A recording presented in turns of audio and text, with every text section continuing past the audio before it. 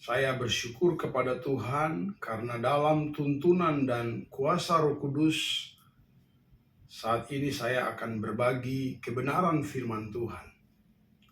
Dan kebenaran firman Tuhan yang saya bagikan dengan judul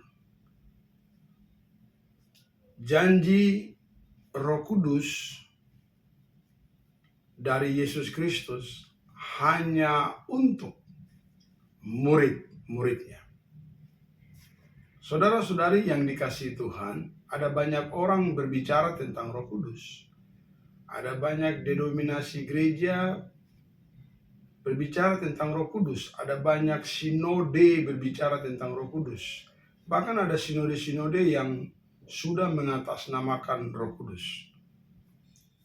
Tapi malam hari ini, sebagai hamba Tuhan, saya juga mau menyampaikan kebenaran firman Tuhan, yaitu kebenaran yang disampaikan oleh Roh Kudus buat saya, untuk saya sampaikan kepada kita semua. Siapakah Roh Kudus? Untuk apa Roh Kudus datang? Apa yang dikerjakan oleh Roh Kudus? Nah, kita lihat dalam firman Tuhan di dalam Yohanes pasal 14 ayat 26. Saya bacakan buat kita ya. Yohanes pasal 14 ayat 26 itu perikopnya Yesus menjanjikan penolong. Nah, di ayat 26 firman Tuhan berkata begini, namun penolong yaitu Roh Kudus yang akan diutus oleh Bapa dalam namaku, dialah yang mengajarkan segala sesuatu kepadamu dan mengingatkan kamu akan semua yang telah kukatakan kepadamu. Perlu saudara-saudara ketahui bahwa perkataan ini Yesus sampaikan dalam kondisi atau konteks apa, saudara?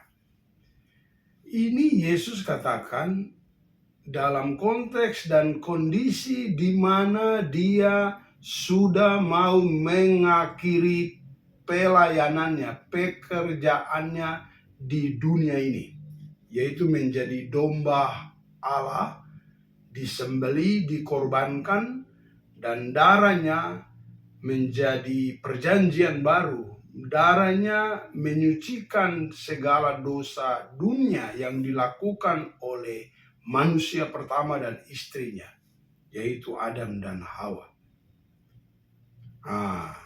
Jadi saudara yang dikasihi Tuhan, Roh Kudus dijanjikan oleh Allah, yaitu lewat Yesus Kristus pada saat Yesus Kristus sudah mau mengakhiri perjalanannya. Kita ketahui bahwa sepanjang 3,5 tahun, Yesus Kristus senantiasa bersama-sama dan terus-menerus bersama-sama dengan murid-muridnya. Nah, dan oleh karena itu, dia hanya berbicara bersama dengan murid-muridnya. Ini kalau kita baca di pasal 13, pasal 12, itu masa-masa di mana Yesus sudah mau menyelesaikan pekerjaannya. Dia memberikan teladan bagaimana dia membasuh kaki murid-muridnya, dia melakukan makan perjamuan, merayakan Paskah bersama-sama dengan murid-muridnya, dan pesan tadi itu disampaikan tidak kepada umum. Pesan tadi didengar dan saya pastikan itu hanya murid-muridnya. Jadi kalau kita berbicara tentang Roh Kudus, tapi kalau kita bukan murid Yesus, minta maaf. Ini ada hal yang perlu diperbaiki. Karena konteks sesungguhnya Roh Kudus itu dijanjikan di ayat 26 tadi adalah kepada murid-muridnya. Nah, saudara yang dikasihi Tuhan, apa itu Roh Kudus? Ayat 26 tadi berkata bahwa namun penolong yaitu Roh Kudus. Berarti Roh Kudus itu penolong. Kenapa Tuhan menjanjikan penolong? Dengar baik-baik. Karena Tuhan tahu, karena Yesus tahu siapa hati murid-muridnya. Mereka membutuhkan penolong. Murid-muridnya membutuhkan penolong, yaitu Roh Allah sendiri. Supaya apa? Supaya Roh Allah itu mengingatkan. Firman Tuhan berkata, Roh Kudus yang akan diutus oleh Bapa dalam namaku. Berarti Roh Kudus diutus oleh Allah Bapa di sorga, tapi di dalam nama Yesus. Nah, selanjutnya, dialah yang akan mengajarkan segala sesuatu kepadamu. Kepada siapa? Kepada murid-muridnya.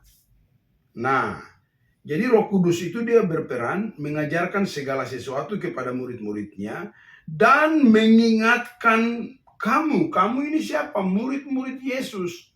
Yakobus, Yohanes, Andreas, Filipus, Bartolomeus. Nah, akan semua yang telah kukatakan kepadamu. Berarti sepanjang 3,5 tahun Yesus bersama-sama itu, saudara. Itu ada banyak hal yang Yesus telah kerjakan. Ada banyak hal yang Yesus telah mengajarkan. Dan kalau kita berbicara tentang daya tangkap dan memori manusia atau otak kita untuk menyimpan segala sesuatu, tidak akan pernah cukup dan mampu. Nah, bahkan Yohanes sendiri pun berkata, kalau ditulis semua, dunia ini tidak akan mampu menampung perkataan-perkataan Yesus. Nah, saudara yang dikasihi Tuhan, dimanapun Anda berada, kita harus mengerti konteks dalam membaca Alkitab.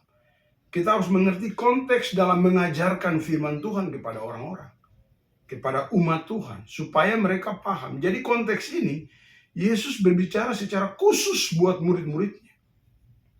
Dia memberitahukan hal-hal yang sangat begitu luar biasa, yaitu penolong akan datang, dan penolong itu akan mengingatkan mereka akan segala sesuatu yang telah diajarkan oleh Yesus kepada mereka. Buktinya apa, saudara? Buktinya ada kitab Matius, Markus, Lukas, Yohanes.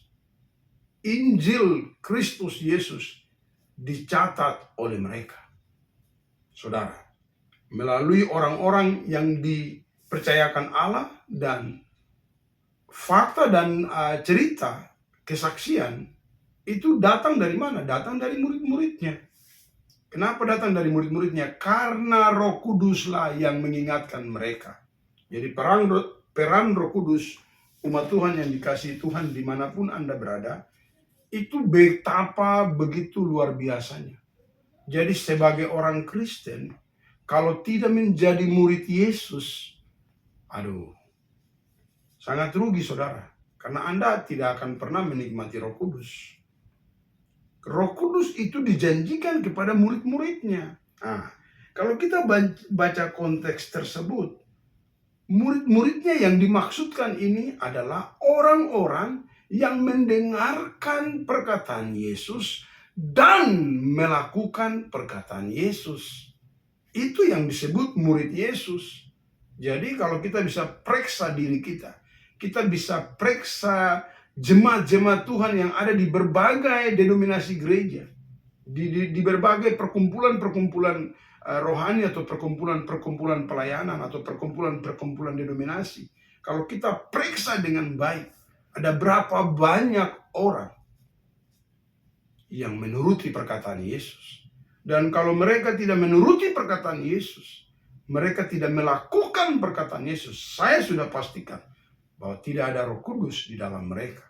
Dan kalau memang tidak ada Roh Kudus di dalam mereka, maka hari ini kita bisa lihat berapa banyak orang yang KTP-nya Kristen. Berapa banyak orang yang disebut orang percaya masuk lembaga, selingkuh, cabul, pencuri, pemerkosa, dan lain sebagainya, korupsi. Saudara, terlalu banyak. Makanya umat Tuhan yang dikasihi Tuhan, khususnya para pengajar, marilah kita minta pertolongan Roh Kudus supaya kita dibukakan, kita diberitahu kebenaran, sehingga kita mengajar kepada umat Tuhan dan mengarahkan dengan benar. Dan ketika kekuatan Roh Kudus menolong, maka umat Tuhan akan mengerti seharusnya dia melakukan apa sebagai orang-orang yang menjadi pengikut Yesus. Nah, di ayat 14, ini satu konteks ya dari ayat 26 tadi, Yohanes pasal 16 itu satu konteks rumah Bapa ya. Di ayat 23 firman Tuhan berkata begini, sebelum 26 tadi ya. 26 itu pengertian tentang Roh Kudus atau penolong yang diutus Bapa. Di ayat 23 berkata begini, jawab Yesus, jika seorang mengasihi aku, ia akan menuruti firman-Ku dan Bapa-Ku akan mengasihi dia. Jadi, yang dimaksudkan dengan mengasihi Yesus adalah menuruti perkataan Yesus. Yesus lagi memacu murid-muridnya. Yesus lagi mendorong Petrus, Yakobus, Yohanes, Filipus, Andreas, Bartolomeus, dan kawan-kawan yang lain untuk mereka itu mengerti bagaimana betapa pentingnya mereka harus menuruti perkataan Yesus. Makanya Yesus sampai bilang, kalau kamu sayang saya, ini pakai dialek Papua, kalau kamu sayang saya, kamu turuti apa yang saya bilang kepada kamu. Kalau kamu mengasihi Yesus, kamu harus menuruti perkataan Yesus. Dan Bapa akan datang atau Bapa akan mengasihi orang itu. Jelas kalau Bapa di surga mengasihi orang itu. Roh Kudus adalah roh Allah.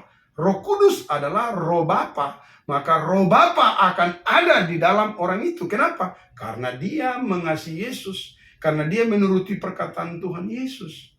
Begitu umat Tuhan. Maka saya kasih tahu buat kalian semua dimanapun Anda berada. Ayo, turuti perkataan Tuhan Yesus.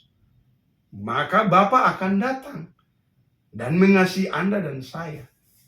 Supaya kita ini kita mengikuti firman Tuhan, kita belajar tentang firman Tuhan, kita mengerti konteks dan mengajar dengan baik, dan Anda bisa mengerti. Jadi hanya simpel saja untuk Roh Kudus bekerja di dalam diri kita. Bukan masalah denominasi. Maaf, keliru. Maaf kepada orang-orang yang sombong akan rohani dan percaya bahwa Roh Kudus ada bekerja dalam diri Anda. Roh Kudus akan bekerja dalam diri Anda kalau Anda menuruti perkataan Tuhan Yesus.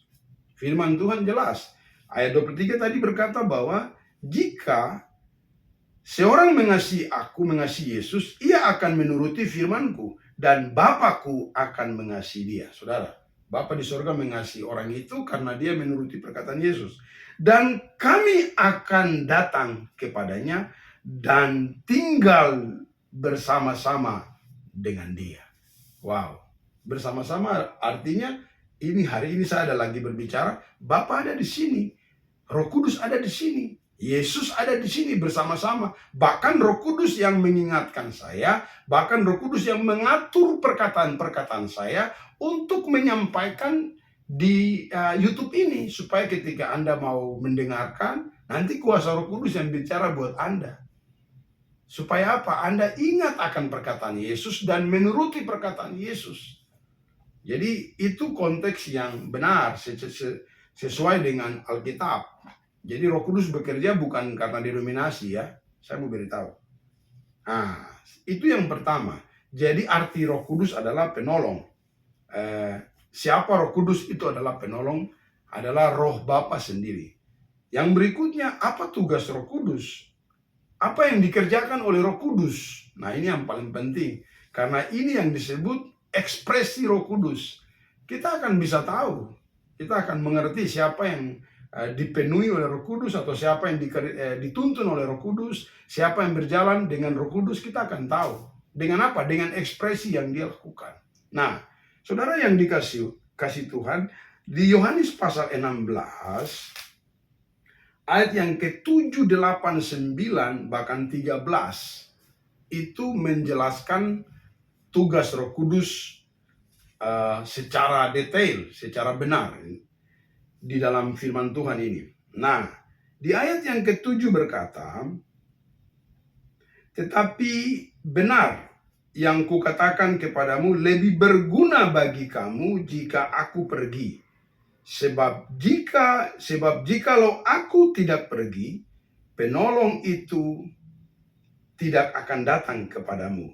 Tetapi jikalau aku pergi, aku akan mengutus dia kepadamu.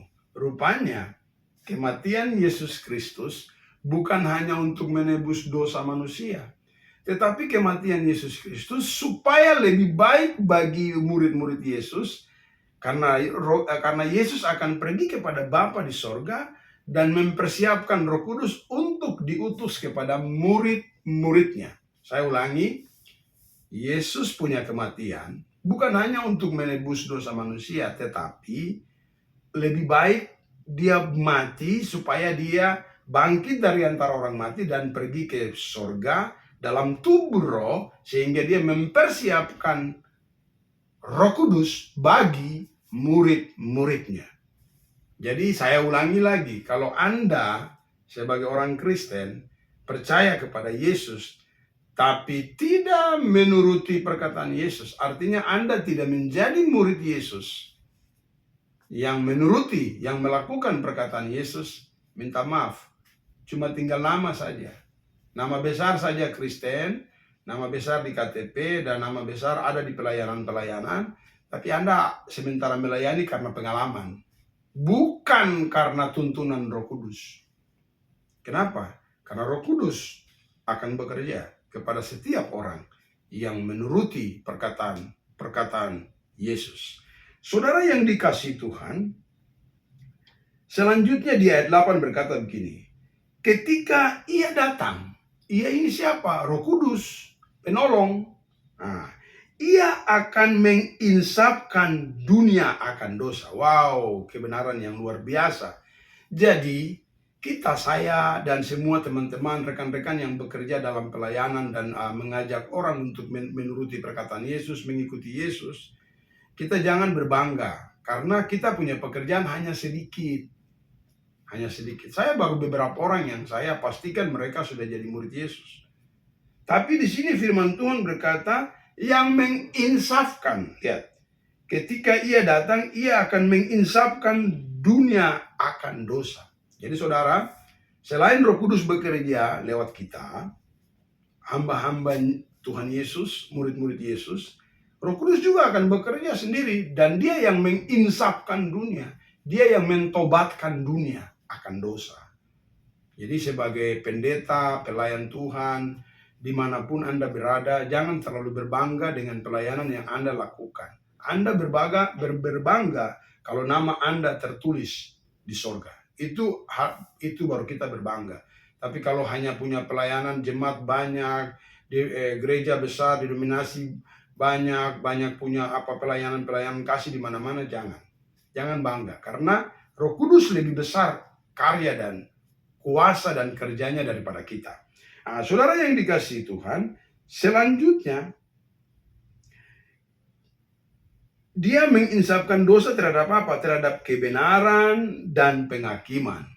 Jadi dia akan menolong orang-orang, menolong kita untuk supaya kita hidup menuruti kebenaran dan kita tidak menghakimi sesama kita. Selanjutnya ayat 8 berkata, penghakiman, masih kelanjutannya, akan dosa karena mereka tetap tidak percaya kepadaku. Jadi keberadaan Yesus di bumi, bukti daripada mereka tidak percaya salah satunya ada kompromi jahat dari imam kepala dan ahli Taurat, orang Farisi dan lain sebagainya untuk membunuh Yesus. Itu salah satu bukti mereka tidak terima kehadiran Yesus. Maka lebih bagus Roh Allah. Kenapa? Karena Roh Allah tidak dilihat oleh manusia secara biasa, tapi orang yang menjadi murid Yesus, yang menuruti perkataan Yesus, dia mengerti dan dia merasakan bagaimana kuasa itu bekerja dan memberitahukan, bahkan mengingatkan orang tersebut. Saudara yang dikasihi Tuhan, di ayat selanjutnya firman Tuhan berkata di ayat 13 tadi ya. Oh iya, 13. Oke. Di ayat 13 apa peran Roh Kudus yang selanjutnya? Yaitu, namun apabila ia datang, yaitu Roh Kudus, yaitu roh kebenaran. Ingat, yang pertama, Roh Kudus itu adalah roh kebenaran. Nah, Roh Kudus, roh kebenaran. Ia akan memimpin kamu ke dalam seluruh kebenaran. Kamu ini siapa? Murid-murid Yesus. Konteks ini di Yohanes 16, Yesus sudah tidak bicara di muka umum lagi. Ini konteksnya dia bicara pada saat mereka sudah selesai makan perjamuan. Artinya mereka, ini Yudas sudah pergi. Yudas sudah pergi lakukan dia petugas yang iblis tuntun itu. Tapi dia ini, Yesus lagi sama-sama dengan murid-murid 11 orang ini. Dan ya mungkin lebih, tapi yang saya tahu 11 orang. Mereka yang makan bersama-sama dengan Yesus karena firman Tuhan mengatakan demikian. Alkitab mencatat demikian. Jadi konteks ini konteks murid-murid. Saudara yang dikasih Tuhan, jadi kamu yang di sini dimaksudkan adalah ditujukan kepada murid-murid Yesus. Namun apabila ia datang, yaitu roh kebenaran, ia akan memimpin kamu ke dalam seluruh kebenaran. Yang pertama, saudara, ekspresi seorang yang dikuasai Roh Kudus adalah dia dituntun oleh Roh Kudus untuk melakukan kebenaran-kebenaran. Siapa kebenaran itu? Kebenaran itu adalah Yesus Kristus. Akulah jalan, kebenaran, dan hidup. Itu Yesus yang berkata ya. Tidak ada seorang pun yang datang kepada Bapa kalau tidak melalui aku. Artinya Yesus itu kebenaran. Roh Kudus mengingatkan, Roh Kudus menuntun murid-murid Yesus, Roh Kudus menuntun orang-orang percaya yang adalah murid-murid Yesus kepada kebenaran. Artinya ekspresinya bagaimana? Dia bicara benar. Jika ya, katakan ya. Jika tidak, katakan tidak. Itu kebenaran yang disampaikan oleh murid-murid Yesus. Jadi kalau orang Kristen, orang percaya baru sudah bicara bohong, bicara tidak tepat waktu, apalagi tidak menepati janji dan lain sebagainya, aduh, itu bukan Roh Kudus yang bicara, itu tahu roh apa itu. Nah, saudara yang dikasih Tuhan, dan yang terakhir, apa tugas Roh Kudus selain dia menuntun kita kepada seluruh kebenaran? Sebab ia tidak akan berkata dari dirinya sendiri. Kenapa Roh Kudus menuntun kita kepada kebenaran? Karena dia tidak berkata dari dirinya sendiri. Dia tidak berkata dari dirinya sendiri. Ia tidak berkata dari dirinya sendiri. Tetapi segala sesuatu yang didengarnya, itulah yang dikatakannya. Nah, berarti dia dengar dari mana? Dia dengar dari Tuhan Yesus. Dari Bapa melalui Tuhan Yesus. Bicara ini, kasih tahu ini, bicara ini, kasih tahu ini. Saudara yang dikasih Tuhan, selanjutnya tugasnya yang paling terakhir adalah, dan ia memberitakan kepadamu hal-hal yang akan datang. Nah, saudara perhatikan. Ini Yesus bicara buat murid-murid. Yesus meyakinkan mereka tentang penolong, tentang Roh Kudus, Roh Allah yang diutus ketika dia nanti naik ke surga dan dia utus. Dan itu sudah terjadi. Tugasnya yang terakhir adalah dia memberitahukan segala sesuatu atau hal-hal yang akan terjadi. Saya mau menyampaikan kebenaran yang pernah terjadi dalam diri saya. Di tahun 2018, saya ada di Wamena bersama istri dan anak-anak. Waktu itu Piala Dunia. Dan saya sudah tidak bangga kepada siapapun juga, negara manapun. Karena menurut saya nonton Piala Dunia itu ada banyak impact dan dampak.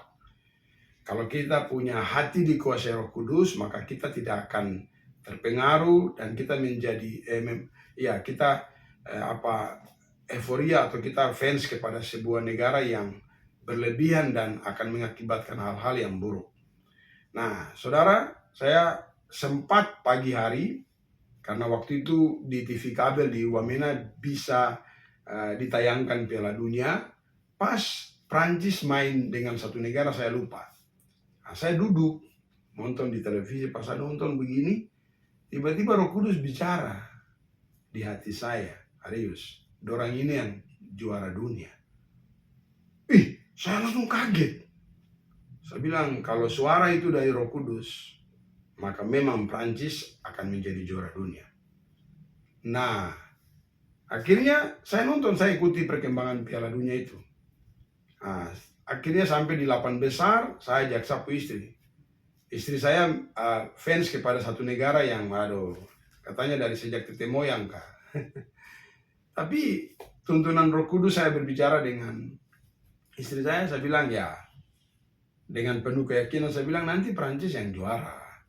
Jadi ya sudah, mari kita pindah ke Prancis. Akhirnya istri saya berani dan dia merelakan lepas baju orange dan mau bersama-sama dengan saya Prancis. Dan kita berapa waktu yang lalu itu ada punya baju kos Prancis dan kita foto dan kita ada viralkan. Waktu itu saya masih pakai Facebook. Saya terus berdoa, saya bilang, Roh Kudus, kalau memang itu kau berarti dorang yang juara. Jadi waktu masih babak penyisian, suara itu datang kepada saya. Dan akhirnya saudara, benar mereka juara Piala Dunia pada tahun 2018. Jadi saya pakai baju Prancis ini saudara, bukan euforia karena keturunan. Bukan saya tidak mengerti apa maksud saya pakai baju Prancis, tapi ada pesan Roh Kudus.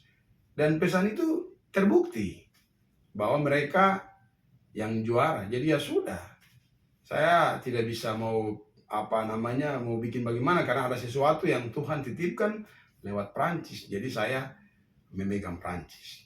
Yang terpenting di sini adalah saudara, ketika Anda bergaul dengan Tuhan Yesus, menuruti firman-Nya, maka Roh Kudus akan memberitahukan hal-hal yang akan terjadi. Berarti sebelum terjadi kita sudah tahu, karena Roh Kudus sudah beritahu. Dan saya mau beritahu, Roh Kudus tidak sembarangan memberitahukan sesuatu. Roh Kudus akan memberitahukan sesuatu karena ada maksud Bapa di sorga. Tuhan memberkati Anda dimanapun Anda berada, supaya Anda menjadi orang-orang yang mau menuruti perkataan Yesus, sehingga Roh Kudus akan menuntun Anda kepada seluruh kebenaran dan memberitahukan hal-hal yang akan terjadi, sehingga kita berjalan dalam perjanjiannya Allah untuk menjadi manusia yang maksimal, yaitu hidup menuruti perkataan Yesus, sehingga kita punya tempat yang telah disediakan oleh Yesus di sorga bagi Anda dan saya yang mau menuruti perkataan Yesus. Tuhan memberkati.